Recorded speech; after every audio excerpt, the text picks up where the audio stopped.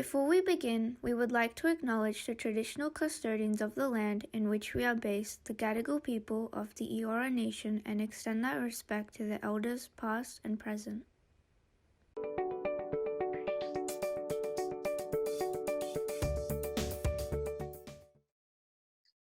Hello.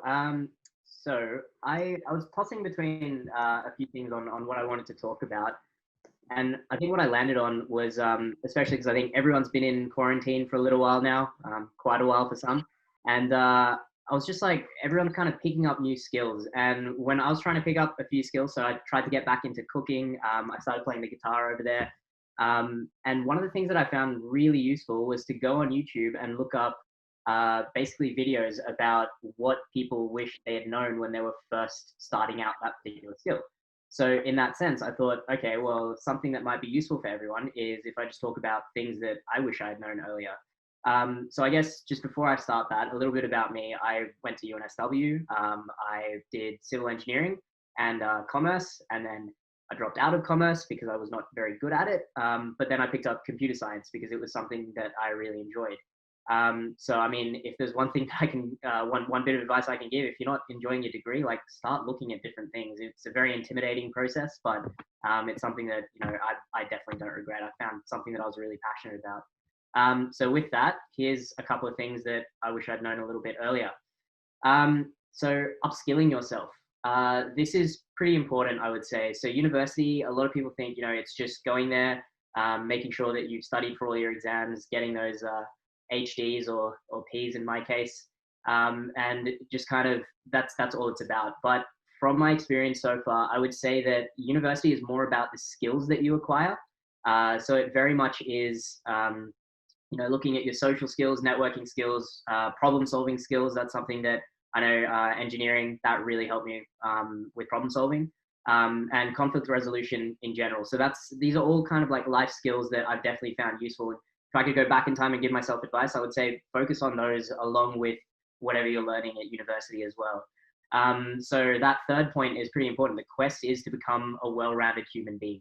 So knowledge is one thing, but kind of developing yourself socially and developing yourself as a member of society, university is a great place to do that. You have so many societies and opportunities to be involved in. And I would say the biggest thing before you get into full-time work is you have time.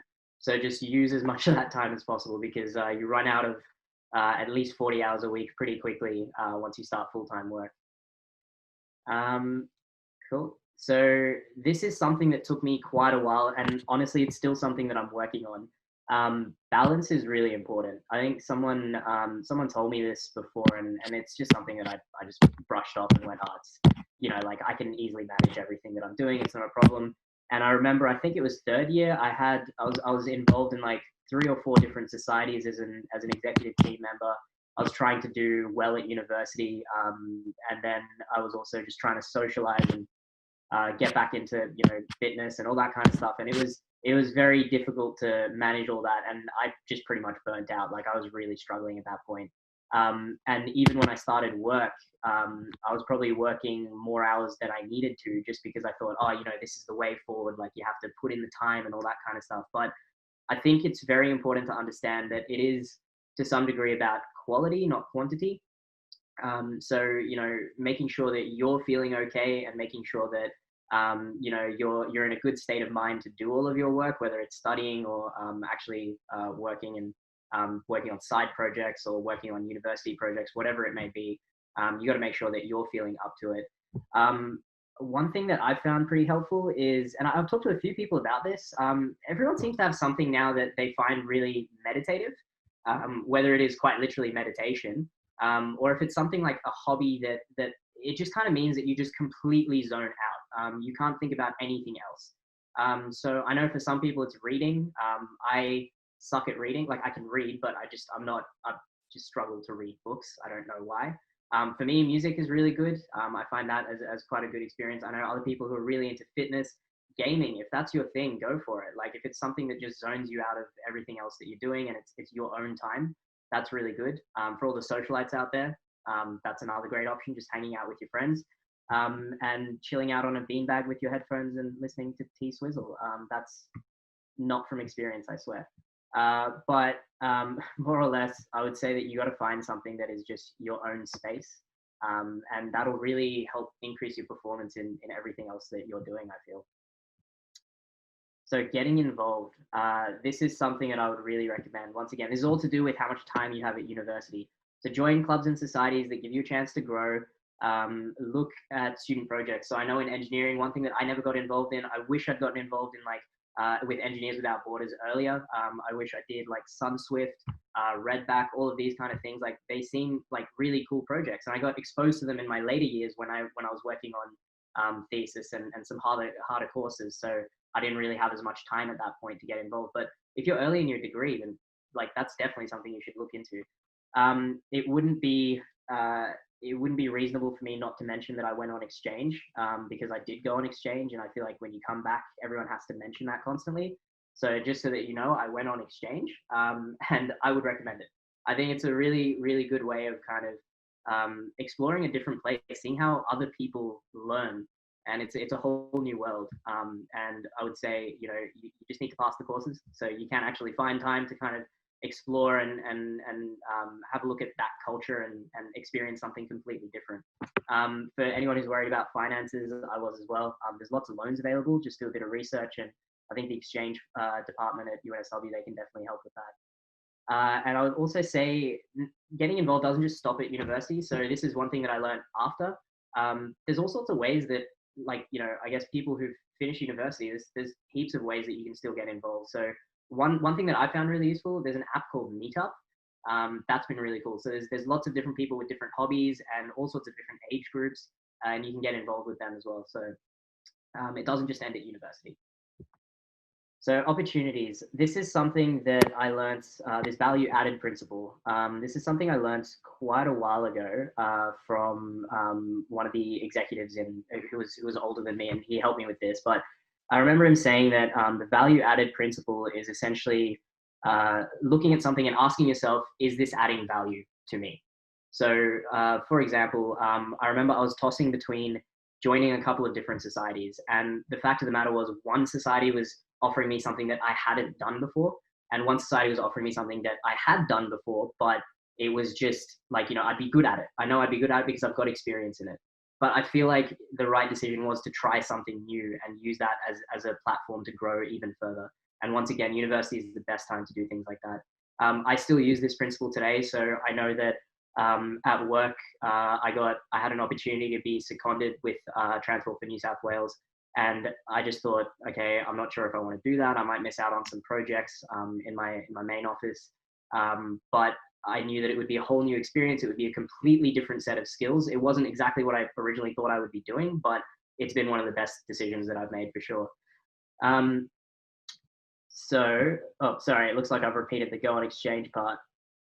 But anyway, don't be afraid to ask for help as you go. That's another thing that I would recommend. So just because it's a new opportunity and you're nervous about it, or you're anxious and you don't know what you're doing, just remember there's people there to help you. Don't be afraid to ask questions as you go. Sleep. So this is a very interesting topic, because I would say that I didn't know what it was to get a good night's sleep until after university.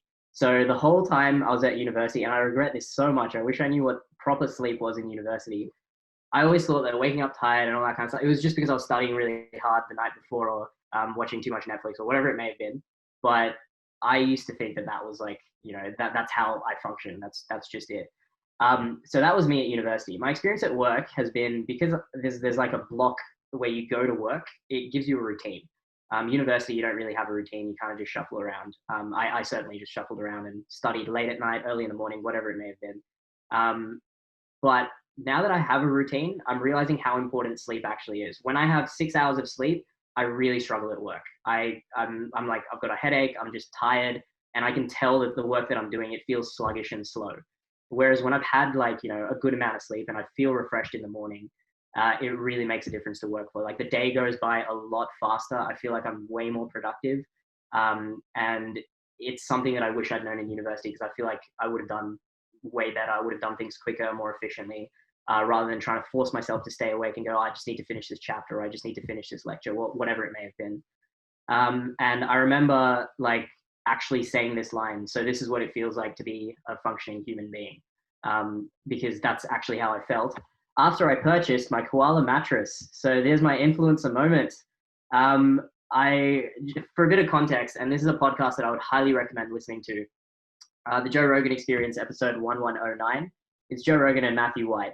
Matthew White is a sleep neurologist. He basically talks about how important sleep is. It's a 2 hour long podcast. I've listened to it twice over now, and it blows your mind how important sleep actually is. And that's what told me, like, okay, I need to start investing in actually sleeping properly. So hence why I bought a koala mattress. I don't have a code or anything like that, so I'm not that much of an influencer, but I would recommend, like, look into your sleep patterns and see how you can get the best out of it for sure.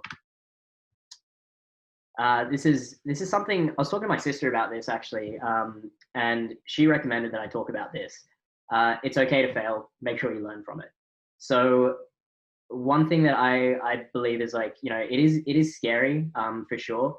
And I was kind of in the whole, please get degrees, it's fine, we can get through it, all that kind of stuff. But the next time, if you do fail, the next time you do it, you'll do it better, and it'll create a stronger foundation for everything that you're doing in the future as well. So me personally, I did fail a course, and it was absolutely devastating. I was contemplating life. I'm like, oh God, this is not good. I was really stressed at the time. And then just purely because I couldn't think of another word that starts with, ends with Asian, because I really wanted to go like devastation, contemplation, acceleration. That's the word I've chosen. But it was more or less just kind of going, okay, well, I need to grow from this. I have to retake that course. There's no choice.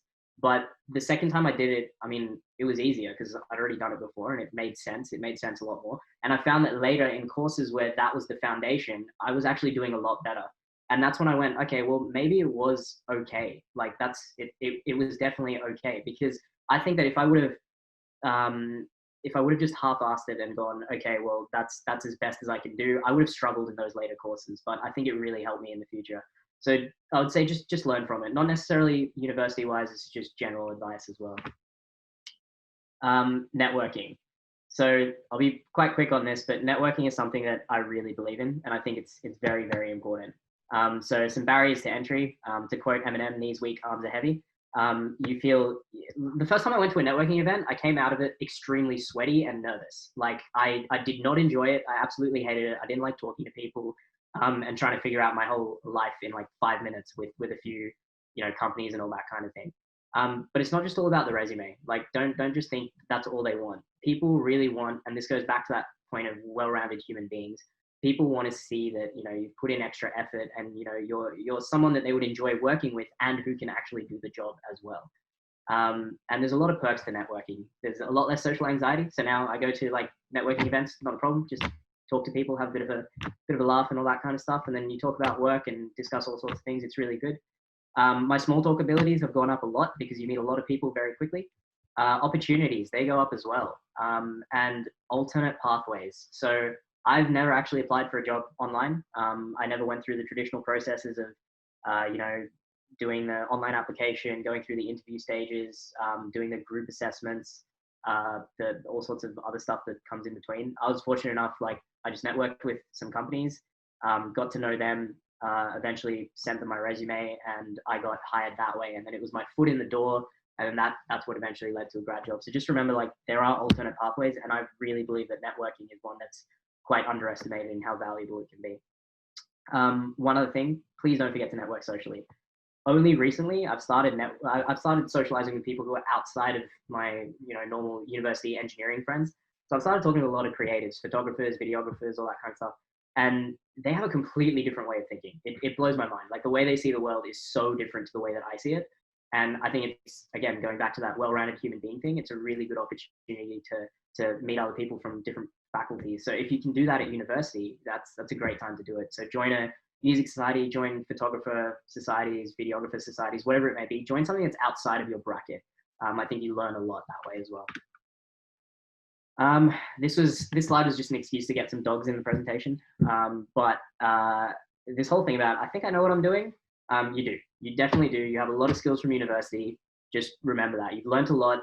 I would recommend just sit down one day and just reflect on all the skills that you've picked up at university, and you'd be surprised. The biggest thing is that you're always learning. And I think that's what university really teaches you. Yes, you may not use, like, the civil engineering context, you may not use structural engineering or geotechnical engineering in your day-to-day job, but you definitely use the problem solving skills. And that's something that I think is really valuable. So try not to go from I have no idea what I'm doing. Try to go to that I have some sort of idea of what I'm doing. I think that's pretty valuable and important. That's pretty much it for me. That's really all I wanted to say. And yeah, I'll pass it back over to you guys. Thanks, Utkarsh. That was great, and I think we can all learn from that. I especially like the social networking thing. I've heard about that in a lot of places, and I've heard it's so beneficial. Now, yeah, we've got to the interview stage, so it's great to get the opportunity to actually talk to you, Utkarsh. You mentioned earlier T-Swizzle, and I know you really love your music. So what is your current favorite driving jam for when you're driving down to anywhere you're going currently? As I said, that T-Swizzle thing was not me. That was a friend. But anyway, no, it's for me recently. I've been listening to a lot of the Naked and Famous. They're an amazing group from New Zealand, and they have some. You would have heard. Is it Youngblood? I think that's the song. That's the really famous one. Not from 5 Seconds of Summer. Not that one. But I'm listening to Blinding Lights by the Naked and Famous, which I only recently discovered was a cover of The Weeknd. And I don't listen to The Weeknd, so I didn't know that. And I'm like, I was sending it to my friends, telling them this is an amazing song. You guys have to listen to it. And then they just sent it back to me and said, dude, like, it's a cover. It's a cover. But I still listen to that one way more. So the Naked and Famous is my driving music at the moment. I'll have to check it out later on. That sounds pretty good. What projects are you currently working on professionally and recreationally? So professionally, I guess I'll start with that. So professionally, I've been working, I work for ACOM, which is like a civil engineering consultancy, in the transport advisory team. So transport planning, data analytics, like transport analysts and all that, and a bit of modeling and in pedestrian modeling. So recently, for the last, I think it's been about 6 or 7 months, I've been working seconded with Transport for New South Wales at easing Sydney's congestion. And I work as a transport analyst. So one of the really cool things I get to do is basically look at projects that have already been constructed and develop the methodology and figure out how we're going to assess those projects and see how they've improved. Did we achieve what we set out to do? So that's been a really cool experience. Been working with quite a tight team, very tight deadlines, but it's just been an awesome learning experience for sure. Yeah. And I guess socially, just recreationally, I'm trying to get back into cooking. I miss doing that. I haven't had a lot of time recently, so trying to get back into that. And yeah, just trying to see what I can do on a guitar. Haven't picked that up for a very, very long time. So figured I think I started when the quarantine started. So those are my 2 little side projects as well. They sound great, and hopefully you can lower our transit time from A to B to help our UNSW students get to uni easier. Yeah, I'll do my best. So you mentioned cooking. What is your favorite quarantine meal that you've been going to recently? Oh, I'm gonna go with, there's this pasta dish called aglio olio. I've probably mispronounced that. Sorry for all the Italians. But it's just garlic and oil, and it's just like the perfect like 2 a.m. feed. So when I'm really hungry, I will actually go downstairs and cook myself a full-on pasta dish. But it doesn't take too long, and it just tastes absolutely delicious, with a bit of cheese and pepper, and it's just very good. Oh, that sounds amazing. I've been trying to try something similar, but with lots of butter. That's the French style for sure. Yeah. What is your preferable way to get in contact with all your friends throughout the whole quarantine experience? Oh, that's a good one. In quarantine, I would actually say my extrovert muscles have decreased a little bit. I'm very much I prefer talking to people in person, so I'll try and organize like brunch sessions and just like any excuse to meet up with people. So I haven't actually been using Zoom. I was just telling you guys just before this as well. Like I've just downloaded Zoom, and I have no idea what I'm doing on it. So it's I feel like a 50-year-old using a tool. Like it's very strange. But yeah, I think definitely in person. So once the restrictions were kind of eased off, maintaining that physical distancing and all that, but trying to get in touch with my friends and just see them in small groups. So in person is my preferred way. That's fair enough. And I definitely remember my first time using Zoom. I was so lost too. So you're doing really good. Thank you. Okay, so travel has been mainly restricted for the next short while. So where are you looking forward to traveling within Australia in the next 6 months? Ooh, within Australia, I would say I haven't been to Melbourne. Melbourne is like I haven't been to Melbourne in well over a decade. I think last time I went there, I was a kid. So I would love to go to Melbourne, but obviously the cases there are picking up a little bit. So um, maybe not right now. Aside from that, I think Tasmania. I haven't been there yet, and it looks stunning. It's like Australia's little bit of New Zealand. So I know my parents had been there before, and they said it was stunning. So one of those two places, I think. Yeah, I've heard a lot of good things about Tasmania too. I've never actually heard anyone describe it as a little bit of New Zealand, but Yeah. definitely a new way to see it. We'll see when I get there, I guess. You'll be able to give us feedback. Yeah. And I'm sure you would have seen that we've been recently having a fox on campus called Frankie. Do you think you'd ever come back to uni just to visit Frankie? I actually kind of want to, not gonna lie. I'm very curious, but I've also heard there's been a spike in fox-related injuries as well at what is it, the hospital nearby. So probably from a distance, bring out the old binoculars and spot Frankie. I also know the grad shop has like the little Frankie plush toy now as well. I thought that was pretty cool. I've got like the my sister gave me a graduation ibis, which I thought was awesome. So I wouldn't mind adding Frankie to the collection as well. Yeah, that sounds like a pretty cool thing. And yeah, I saw that on the Instagram as well. I think Frankie's the perfect thing for practicing photography, just to keep everyone safe out there. That's what we recommend from the show today. That's not a bad idea. That's a very good idea. Well, that's all our questions today. Thank you so much for joining us, Utkarsh. It's been amazing and it's been great to learn some stuff from you. Not a problem. Happy to help out. Now we'll be going over to Muskin, who will actually be teaching us how to draw and paint foxes with coffee.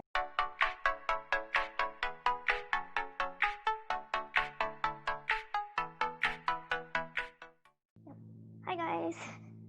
So we'll be doing a Frankie painting today. So basically, I've already traced out one because I'm not very good at drawing. So we're gonna trace it out.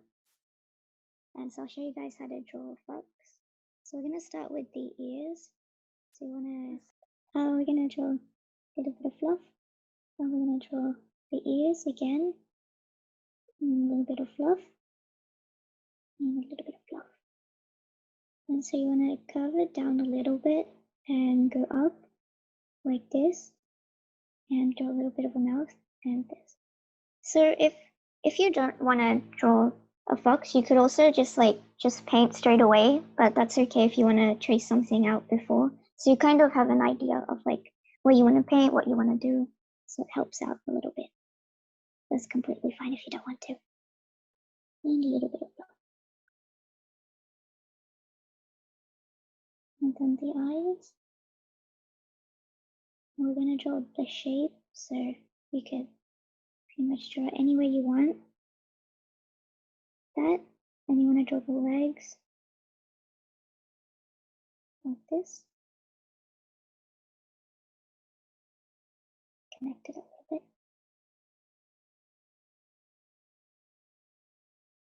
So that's basically the legs, and then from the legs we'll connect the tail bit.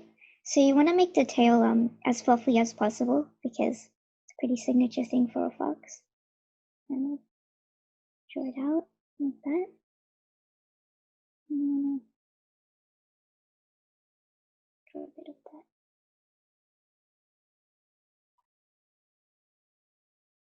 And then, so usually with a fox, you'll have like the orange bits, the red bits, and then so you could maybe do a little trace, like a light thing, so you kind of have an idea of where to stop or where to go.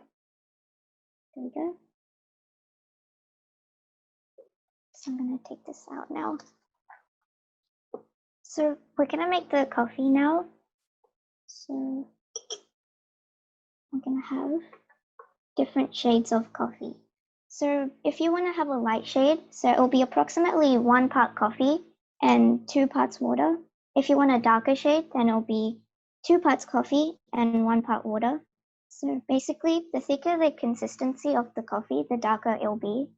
So, gonna get some water. So I already put some water in a bowl. So I'm gonna drop it in with this. Just wanna drop it in. And then we'll get to mixing. Just wanna drop a little bit for the darker colors. I'm gonna drop it in. And we can kind of swirl it around.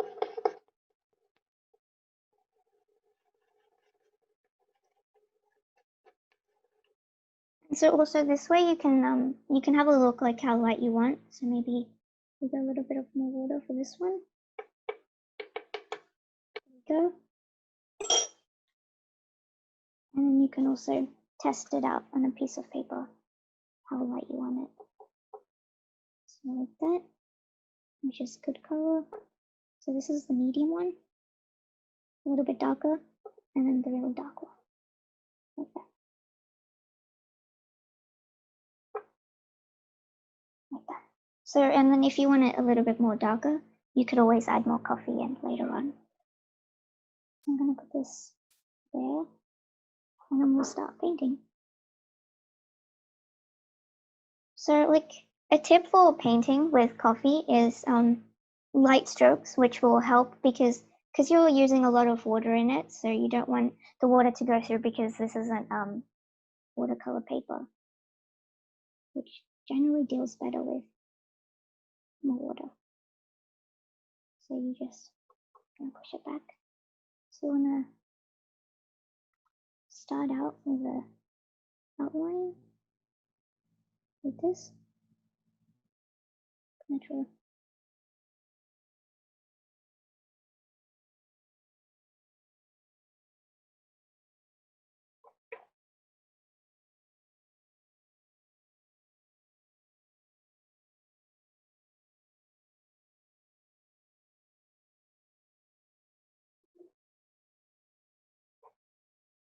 And you just wanna painting. So as you can see, I'm using light strokes.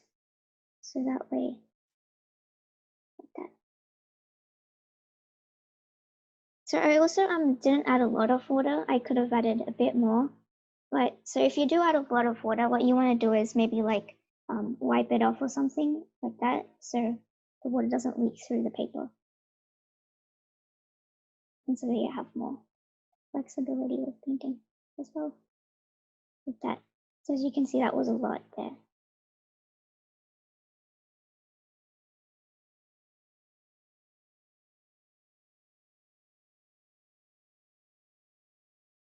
I'm just gonna take this, maybe a bit of a rough one.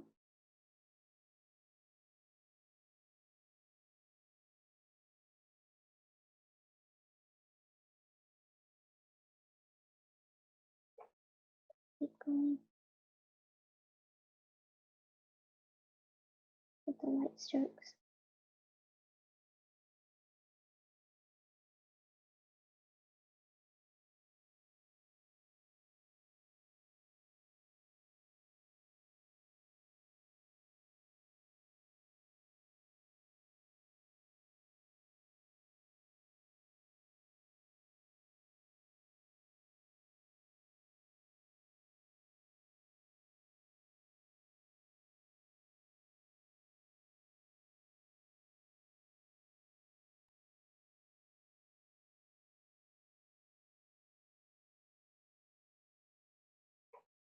That. And so generally this part of the box is red. This will be a darker color.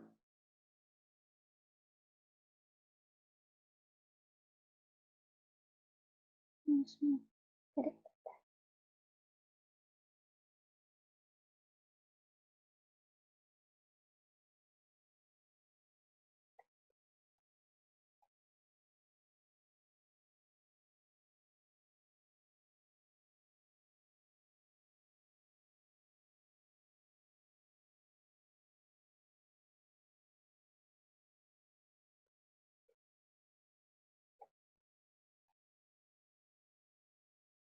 I'm just making the tail a little bit darker over here so you can.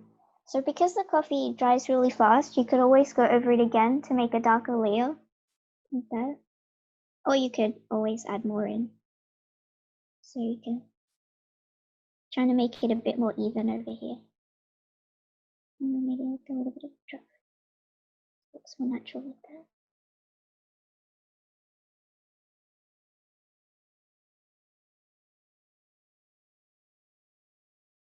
Just trying to get the same colors. And a little bit of a natural look.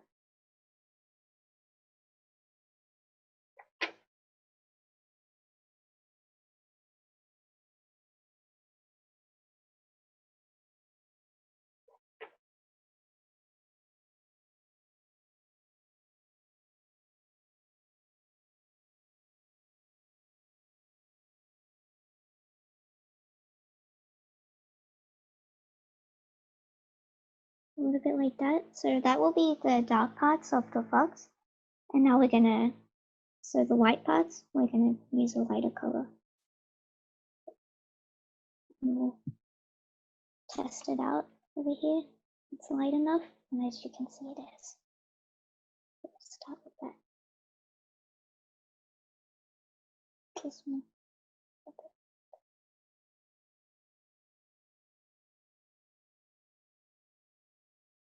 So coffee painting, it's really easy because you can use whatever coffee you have at home and it dries really fast. And you don't really need watercolor paper. Like it.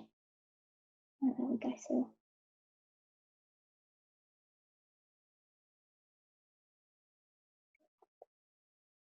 There.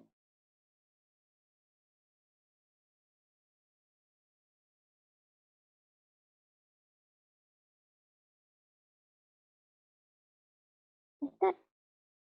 And I think I might make this a little bit more natural because it's a straight line going down. But that. Blend it in. More there.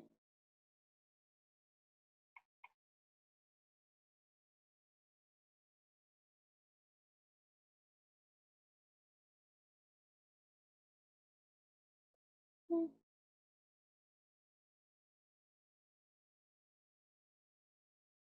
And one for the ears. There. Lighter color.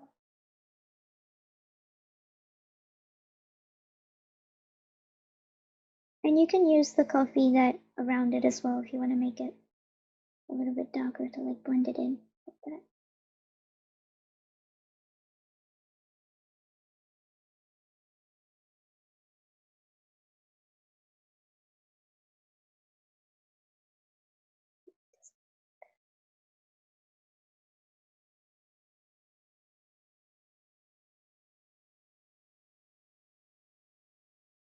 Mhm.